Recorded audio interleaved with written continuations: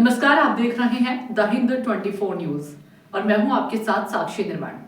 आइए नजर डालते हैं आज की कुछ बड़ी खबरों की ओर। प्रयागराज से सुशांत त्रिपाठी की report. Allahabad high court bar association के उपाध्यक्ष विवेक मिश्रा ने उत्तर प्रदेश बार काउंसिल के चुनाव में महत्वपूर्ण बातें साझा की। Uttar Pradesh vice state head Sushant Tripathi से द हिंद 24 न्यूज पर। प्रयागराज में उत्तर प्रदेश बार काउंसिल चुनाव जो है महत्वपूर्ण हो चुका है।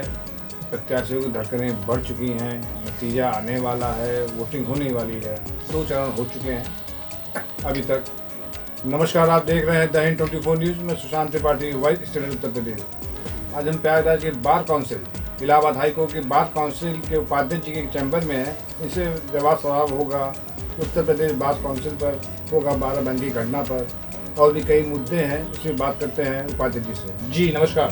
नमस्कार। उत्तर प्रदेश का जो चुनाव चल रहा है उपाध्यक्ष जी, इस पर कुछ कहना चाहते हैं कि क्या है ये चुनाव क्लेमर से भर? देखिए, हाईकोर्ट बार एसोसिएशन का इलेक्शन या किसी कचहरी के बार एसोसिएशन का इलेक्शन एक अलग मायने में होता है जी। और बार काउंसिल उत्तर प्रदेश का इलेक्शन हमारी मादरी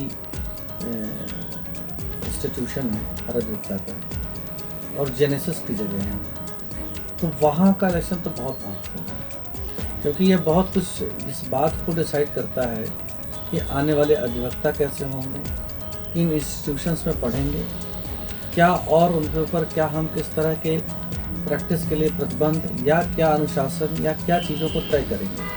ये सब हमारे यहाँ जो है bar council Uttar Pradesh decide करती है। तो यह इलेक्शन इसलिए बहुत महत्वपूर्ण है कि किस तरह के अधिवक्ताओं का प्रोडक्शन, जो फलियस नारिमन अपने ऑटोबायोग्राफी में कहते हैं ना कि एडवोकेट्स के लिए कि हॉर्सेस इज विच स्टेबल, घोड़ा किस चैम्बर का है इसलिए जाना जाता है कि जूनियर किस चैम्बर का है, घोड़ा किस स्टेबल का है कहावत है कि कैसे जाना जाता है, वैसे अधिवक्ता किस चैम्बर का।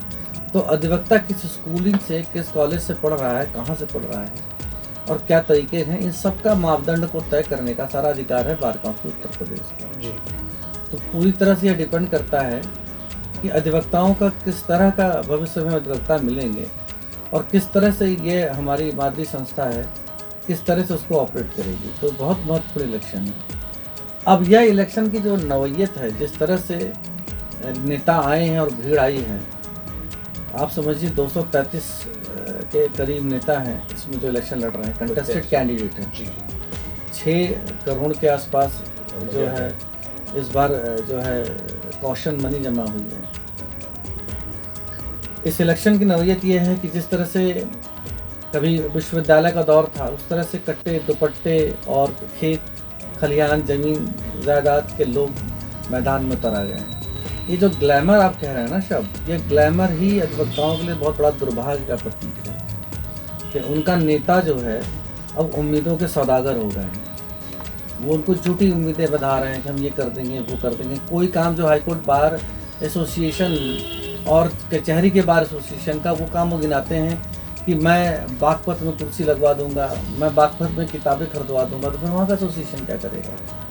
और क्या बार काउंसिल उत्तर प्रदेश का यही काम है, कुर्सी लगवाना, या अलग अलग बार एसोसिएशनों की कुर्सी, बिजली और चैम्बर, ये आपका काम ही नहीं है। मतलब आप समझिए कि 70-80% नेता तो वो लड़ रहे हैं जिन्हें पता ही नहीं कि बार काउंसिल ऑफ इंडिया या bar council of Uttar Pradesh करता क्या है, काम क्या है उसका। जैसे कहते हैं कि इंग्रेडिएंट फीचर्स जो है या उसका जो फंक्शनल है, फेनोमेनल फंक्शनल फीचर्स हैं, उन्हें पता ही नहीं कि क्या कर रहा है। ये दुर्भाग्य है कि वकीलों का नेता वकील न हो, ये दुर्भाग्य है। और यही सच भी है। आप पिछले कई चुनावों से देखते आएंगे तो आपको इस तरह के दुर्भाग्य वाले एग्जाम्पल देखने को मिलेंगे। लेकिन अब हम लोग कुछ कह नहीं सकते। सोचने समझने का विषय है कि 5 साल का इलेक्शन है, 6.5 साल बाद हो रहा है। क्या तरीके हैं, कैसे तरीके हैं, किस तरह से चल रहे हैं। तो इन जो नेताओं के बारे में है, मैं आपसे बताऊं त्रिपाठी जी कि मैं तो सिर्फ एक बात कहना चाहता हूँ अपने अधिवक्ता भाइयों से, अपील करना चाहता हूँ कि देखिए, आपको अपना नात रिश्तेदार नहीं ढूंढना है, आपको अपने बेटी के लिए दामाद नहीं ढूंढना है। जब तक आप लाल जूते से मार खाने वाला कल्चर नहीं बदलेंगे कि नेता अपनी जात धर्म बिरादरी का चुनना बंद नहीं करेंगे, तब तक आप अपने ही लाल जूते से ठगे जाएंगे और उसी लाल जूते से पीटे जाएंगे। जब तक आप आगे बढ़ करके अपने संस्था के लिए नेता चुनना नहीं शुरू करेंगे, जो संस्था के लिए बेहतर हो उसको चुनना नहीं शुरू करेंगे, तब तक आप सही मायने में अपना नेता नहीं चुन पाएंगे। आप तब तक मैनेजर चुनते रहेंगे जब तक आप किसी न किसी कैटेगरी में किसी न किसी खांचे में भागते रहेंगे। तो मैनेजर चुनना एक अलग बात है और लीडर चुनना एक अलग बात है। तो लीडर चुनने की पहली शुरुआत है कि वकीलों का नेता वकील हो, हमारे बीच में हो, एक्सेसिबल लीडर हो। और तीसरी बात यह है कि जब अधिवक्ता होगा तो हमारे सुख दुख पीड़ा को अपने आप वो समझ लेगा। अधिवक्ताओं को मेडिकल की ज़रूरत है और इस तरह की बेसिक एनिमिटी की सुविधाएं नहीं मिल रही हैं। टपरियों छतरियों के नीचे वकील जी रहा है, ऊपर से प्रशासन कहता है कि साहब ये तो बिजली चुरा के, अरे भाई चैम्बर बना करके उनको दो तो सही, वो बिजली का भी पेमेंट कर देंगे। ऐसी दुर्दशा वाले 46 डिग्री टेम्परेचर में आजमगढ़, मऊ, इन कचहरियों का हालत जाके देखिए। टीन सेट के नीचे अधिवक्ता बैठा हुआ है, ऐसा पंखा भी ना चला है क्योंकि बिजली चुराते हैं वकील साहब लोग। अरे साहब, जब कनेक्शन ही नहीं मिल रहा है तो वकील करेगा क्या? ऐसी किस तरह की चीज़ों को आप जस्टिफाई करते हैं? तो इस तरह की चीज़ों को देख करके दुख लगता है। लेकिन अगर अधिवक्ता जीतेगा तो मुझे पूरा विश्वास है वो इस चीज़ को बिल्कुल रियलाइज़ करेगा कि हमारे बीच का अधिवक्ता किस चीज़ को सफ़र कर रहा है, उनकी क्या कमियाँ हैं, क्या परेशानियाँ, क्योंकि रोज़ न रोज़ वो मुखातिब हो रहा है।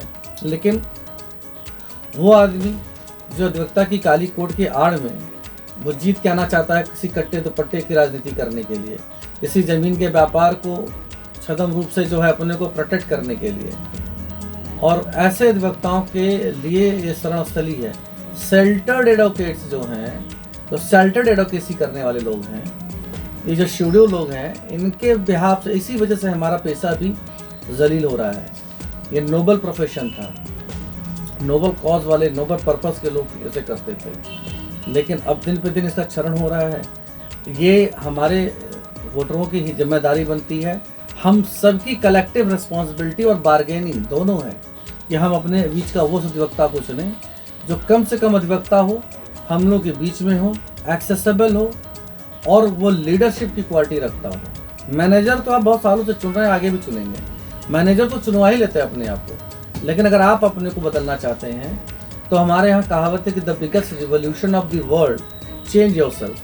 तो हम खुद को बदलें, और खुद को बदलने की पहली प्रक्रिया है कि हम अपना नेता चुनते समय छोटे छोटे सारे बैरियर को, जात क्षेत्र, इसके ऊपर उठें और अपना नेता उसको चुनें जो अधिवक्ता हित में तत्पर हो, अधिवक्ता हो और उसकी लड़ाई लड़ने का मादा रखता हो। उपाध्याय जी, जैसे जितने प्रत्याशी हैं वो सब चुनाव प्रचार में, मीडिया में, पेपर में ये कहते हैं कि अधिवक्ता अपनी शक्ति पहचाने। क्या देखिए, ढेर सारे स्लोगन होते हैं, अधिवक्ता अपनी शक्ति पहचाने, अधिवक्ता प्रोटेक्शन एक्ट है, अधिवक्ता ये है, अधिवक्ता अपने आप में ये तो ऐसा है जैसे कोई ये कहे कि एक परमाणु बम को ये कहे कि भाई तुम्हें तो कट्टा खरीद लो, कट्टे से परमाणु बम की सुरक्षा होगी।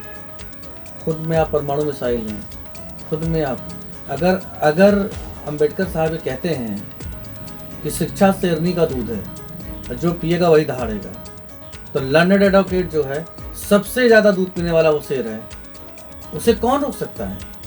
आपकी आज़ादी खींच के नाले वाले अगर 50 नेताओं को आप काउंट करेंगे टॉप में से, तो 75% आपको अधिवक्ता मिलेंगे। उन्होंने कभी प्रोटेक्शन क्यों कहा जा रहा है, ये बताइए, ऐसा क्यों कहा जाता है? मतलब क्या वो लोग कई दिग्भ्रमित हैं? ये नहीं, दिग्भ्रमित नहीं है। मैंने आपसे बताया ना, कट्टे दुपट्टे की राजनीति करके आए हुए लोग। देखते रहिए द हिंद 24 न्यूज।